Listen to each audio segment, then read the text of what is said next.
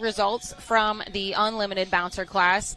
And to do that, we would like to invite Nick Reich on up here. Nick, can we get you up in the booth? Grab his headset here.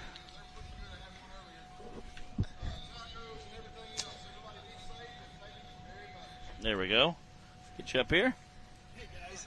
What's up, buddy? How are you doing? Doing pretty good. So you must be pretty jacked. Yeah. Maybe a little beat down. When I hit that hill, it did not act the way I wanted it to. Yeah, no. And it, like I was waiting for the big hit on the left-hand side, and I'm like, focused on that, and the hit came from the right-hand side, and then it wheelied, and then it just stopped, and I was like, oh, what? I don't even, it kind of caught me off guard, and it's just my hand was on the shifter. And it threw it forward right to the reverse, so I was real quick with that. And then the take off again. And same thing, I was aimed to the left. I had no intention of going to the right, and it shot right to the right. So I was like, I'm going with it. And again, coming in first place on course one, being just, tenths of a second ahead of Wade on course one, you knew you had to push it real hard. 2.3 seconds. 2.3 seconds. Faster than, you need to clarify. That's important. Time out. We got 2.3 seconds. Okay. So being just barely ahead of Wade on course one, obviously he's a fierce competitor.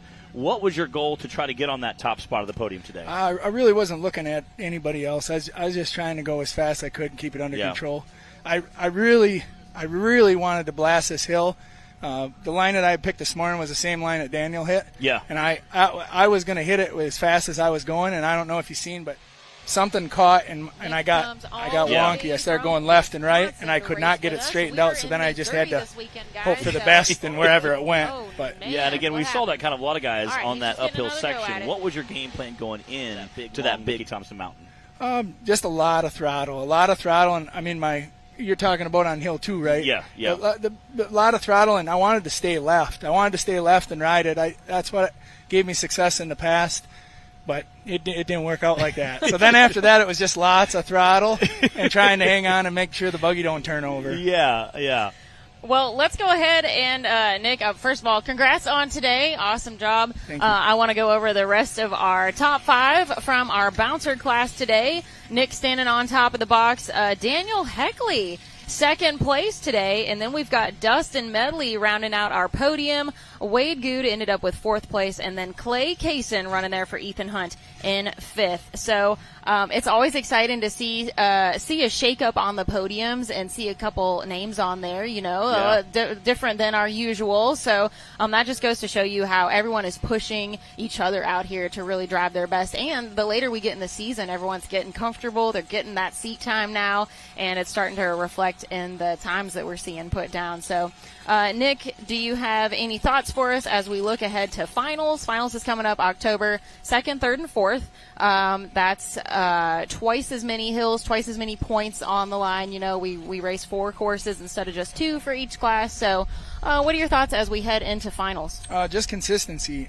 My mechanic and the way we maintenance the buggy, the program is working very well. We're going to keep doing that, and I kind of been going over my numbers from the whole season, and I just consistently been being faster and faster and faster, and I'm hoping I can just hold that. So I haven't done any practicing or anything in between any of the races. I honestly just race and put the buggy away, and then when I get back, we break it down and go through it. A big shout out to my mechanic Dennis that helps me.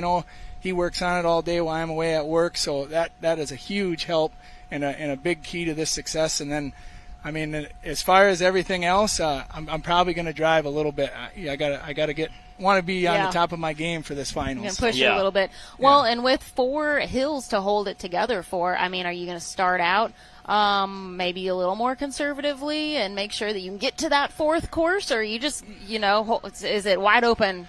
No, for all 4. So the biggest problem that I have with all racing is it's really easy for me to go wide open and be out of control or drive 10 or 20% past. I have the other side of things where I'm constantly trying to just stay in control. So I'll just keep going with what I'm doing, trying to stay in control. Well, obviously it's working for you. Yeah. So before we close out here, do you have any last thoughts? Anyone you want to give some shout-outs to while you're up here? Oh, I'd love to tell Mickey Thompson thanks for an awesome product, AMSoil, Rod End Supply, or Ice Struts. I mean, look at how those things are performing. You know, Fuel Factory Fuels, RCV. My number one fan here, Lily, my wife and kids, and God. Thank you guys all for awesome helping me get this far. So. Well done today. Thank you guys all for tuning in with us here on Hillside Live. Thank you to Russ and Lynette and the crew here at Rush Springs Ranch for hosting us this weekend, to SCS Gearbox for sponsoring this round of the NRRA. And we are looking forward to finals being in just a couple weeks. You guys can head to nationalrockracing.com to find the schedule of events for those 3 days at finals, and point standings, season driver bios, all kinds of good stuff on there. So go to nationalrockracing.com for that.